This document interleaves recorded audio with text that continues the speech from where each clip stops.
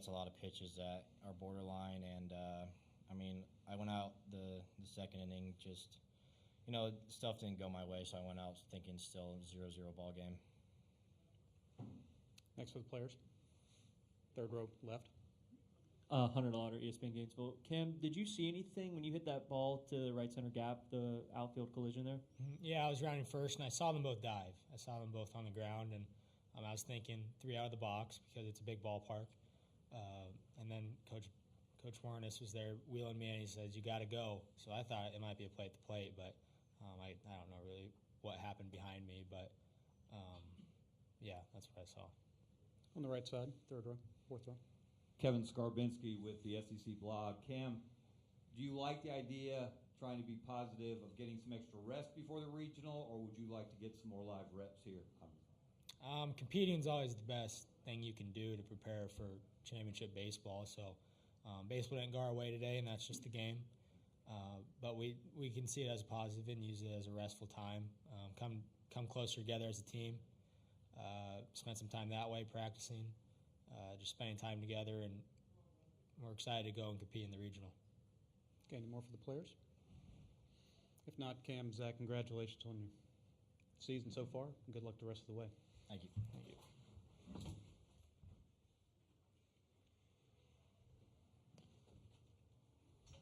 All right, if there are questions for Coach, let's start on the right, fourth row. Dave, I'll ask you the same question in kind of a different way. There's always a question of rest versus rust. Would you rather keep playing, beyond the fact you want to win the tournament, to get ready for next week, or can that rest help? Yeah, the way the tournament's set up now, to answer your question, I would much rather be playing at least one more game and hopefully 2, just to kind of stay on rhythm a little bit. And, if we'd have been here since Tuesday and maybe won 3 in a row and, we had to win 2 or 3 more to win it, I don't know, maybe that's more than you need. I might answer it differently, but, that's our first game. We weren't ready to go home. Next for Coach, in the back left. Coach Mitch Davis and MitchDavisShow.com. Just a quick question. What is kind of like the message to the team after you go 1-and-done in Hoover and the ultimate goal is to get to Omaha? What is the message to the team the rest of the way?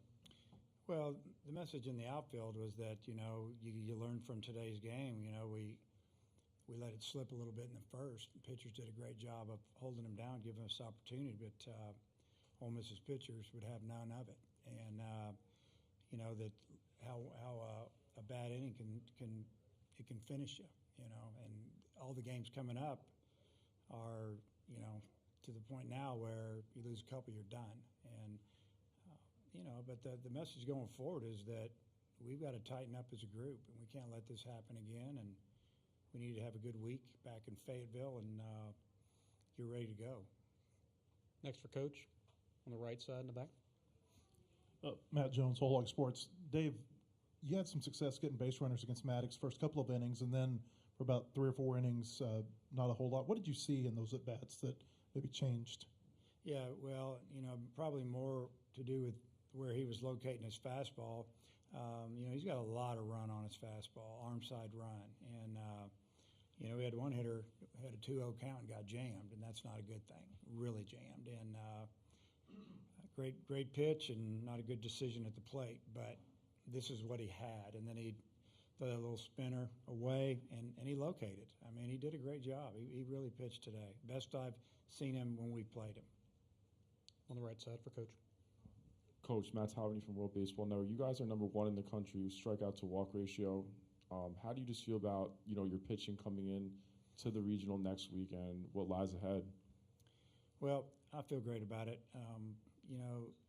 Today didn't go well, obviously, but I feel good about our team. I feel good about our pitching.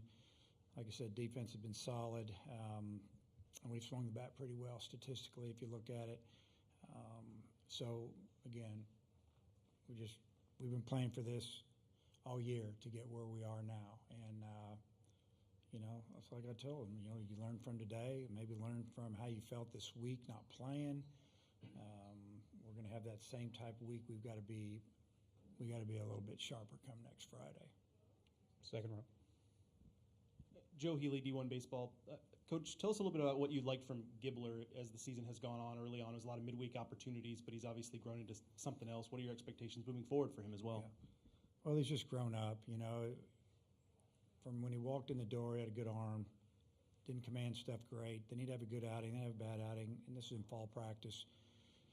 Kind of, pitched with an attitude almost too much, where it felt like if you pitch like that, you're going to be one inning max guy. You can be better than that. And he really calmed it down, and his stuff is obviously really hard to hit.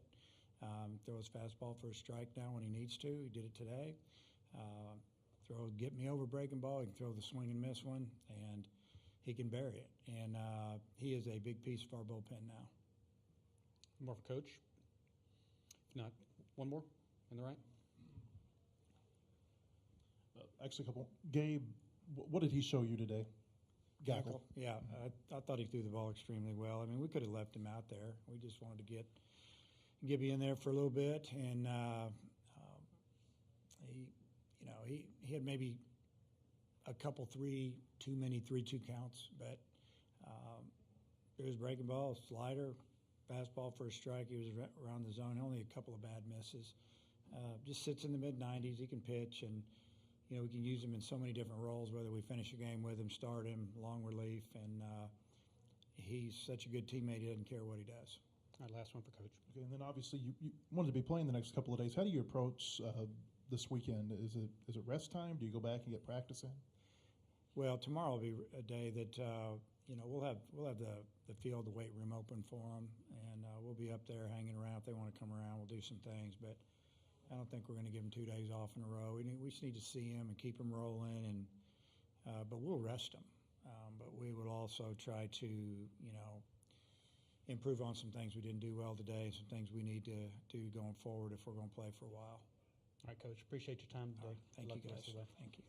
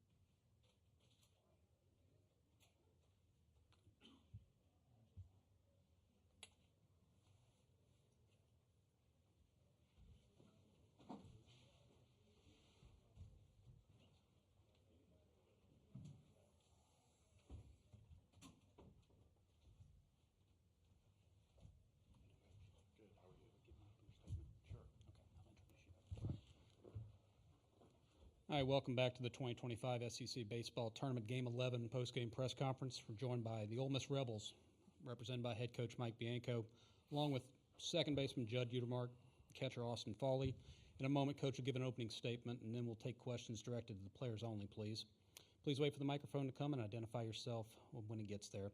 Coach, if you can give us an opening statement. I just thought another really well played baseball game by two teams, and once again we were able to put a big inning together. Offensively, obviously this one was in the first, and we're able to chain a few at bats together. But I really thought the story of the day was Riley Maddox. He was really good. It's a difficult lineup, I think, to navigate through, and he did a great job. And once again, I thought our bullpen was outstanding, much like Wednesday night. Just terrific with McCausland, Morris, and then Spence at the end. So again, happy that we played well, and excited that we get to stay another day in Hoover. All right, questions for the players? Let's start on the left, second row. Yeah, Austin, kind of about that Sam Hutchins, Clarion Ledger. From your perspective, behind the dish, what did you see from Riley primarily, but also those relievers? What was working for those guys? They threw all their pitches for a strike, and I think that's the main thing. I mean, every pitch for a strike, it's going to be tough to hit them. Next to him on the left. Michael Katz, Daily Journal. This is for both you guys. Pretty scary collision there between Humphrey and Mormon in the second or third. Do you feel like that sort of moment, that adversity, kind of rallied you guys and brought you guys together? You guys played lights out for the most part after that. Yeah, I think those are the two guys that we love in the locker room, and they're big parts of this team. Obviously, you hate to see a collision like that. But yeah, I think there's a sense of rally around, and we know where we are and where our feet are, and understand the importance of this game and how big it is to us, much less everybody watching. So just glad that for the most part everything was all right, and glad we were able to get the win. Toward the back on the left. Mitch Davis, MitchDavisShow.com. This is for both you guys. Guys, talk about every year when Ole Miss goes on a run, there's like a moment, and there's a saying, "Don't let the reps get hot" or whatever. Talk about what this tournament means to you personally, and winning for the Rebel Nation. I think it's very important, especially tomorrow, because just sticking together. I mean, next game is the most important game because it's next game. On the right side, third row.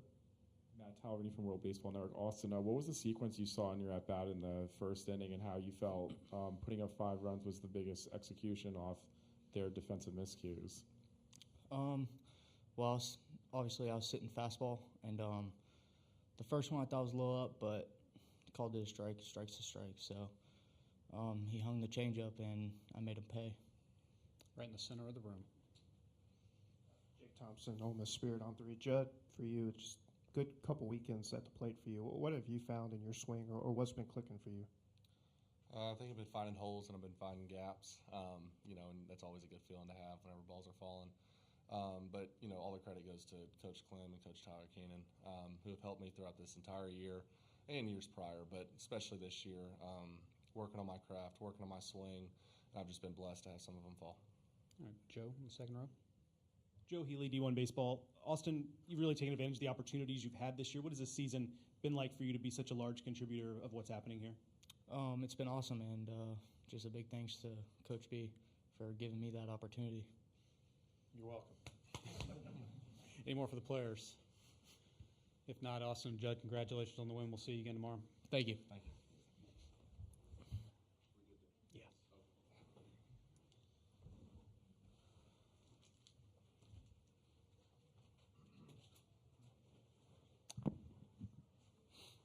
All right, if there are questions for Coach, raise your hand on the left side, second row. Michael Katz, Daily Journal. Mike, just how's Ryan Mormon doing?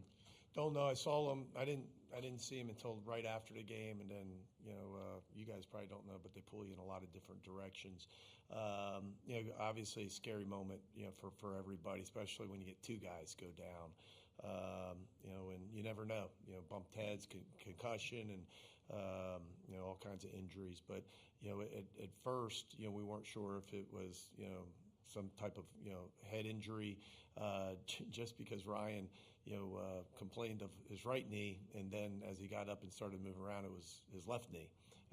And I think it's one of those. It's pretty traumatic. Guys running full speed in the moment, and he actually came out of the game because they just wanted to really check him out because they weren't really sure what was going on. Isaac, on the other hand, again, I think it just jarred his shoulder and his right arm. I think it bothered him the rest of the game, but he toughened it out. So don't know what tomorrow will bring for either one of those guys. But yeah, it's scary, and I didn't have a good vantage point sitting in the dugout low. It looked like that Hump had a beat on it. I thought he was going to run it down, and then all of a sudden Ryan got in there, and it's just one of those plays that we've seen so many times in baseball. Guys that are just trying to make a play, and unfortunately, those things happen. On the right side, in the back. Coach, the ability to have yesterday off, how much did that help in bringing back your 2 relief pitchers, and how did you think they performed?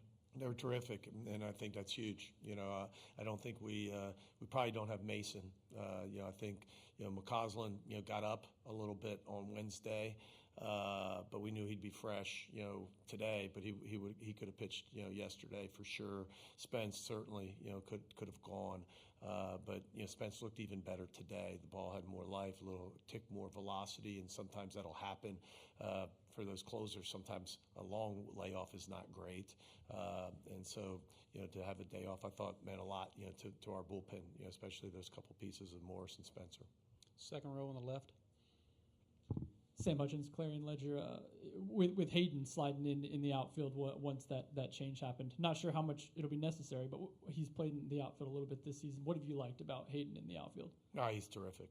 He's a guy that we brought in last night for defensive replacement. So, we're not worried about that part of it all. But you're talking about guys that Mormon batted fifth, I think, today in the lineup. And Humphreys batted, against right-handers. He's batted in the middle of the lineup. So, you're talking about guys that started just about every single game in the outfield. I think they're going to be okay. I don't think it's anything super serious. But it was a collision, and tomorrow's less than 24 hours away. So we'll see. We'll get back to the hotel and see where they're at. All right, last row, blue shirt. Behind. Carla Brown, WCBI TV. Mike, you've talked this whole year about how maybe your offense has bailed you out of some games, but when you look at the box score of the last two games in the SEC tournament, it's been your defense that's carried you, especially with two great pitching performances. How encouraging is that to see you guys playing this stellar defense, knowing that there's more baseball next week? The truth of the matter is, and this is not trying to be sarcastic, I think early in the season, I think it's safe to say that we won games, especially in our league offensively. We didn't pitch it as well. And for whatever reason, it may have been a starting pitcher at that certain week, it may have been a bullpen piece, but we were kind of inconsistent on the mound. But I think if you go back and you look, and I don't know the game, but if you go back and look the second half of conference play, we have been really good on the mound. And surely might have been a starter, an outing, that a guy wasn't as sharp. But I think if you look at the numbers, the way our ERA has ticked down, now we're, somewhere seventh, eighth, and that's not great. But where we started from, to get to that point this deep in the season means we've had, a lot of good days like we've had today. So I think we're more consistent. And even with, a big injury to BJ, we've been so much more consistent on the mound.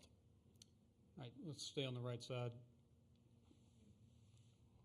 Coach, how do you just feel about today, even with the pitching staff only allowing 3 walks, striking out 11 batters? How do you just feel about your momentum tomorrow, whether going up against A&M or LSU? Well, we'll figure that out. The opponent obviously here in a few hours, but we like where we're at. Again, bullpen pieces. A lot of times that's day of type of stuff. We'll see. Who's ready and who can perform. But obviously, because we've had the day off and because we've won and we've been really successful on the mound, there's a lot of guys in that dugout and in that bullpen that haven't thrown yet. Right? We'll start Cade Townsend tomorrow. That's probably one of those beat writers' questions. Mason Nichols injured his oblique past weekend. He's done great. But going into the week and when we had to turn in the roster, we felt it just wasn't smart. Even though he was felt feeling good throughout the rehab, I've watched him play catch the last couple days, which is really encouraging. But it's something that it wouldn't be smart to push him this week. Just make sure that he's rested for the regional. And so tomorrow we'll hand the ball to Cade Townsend. Joe, second row.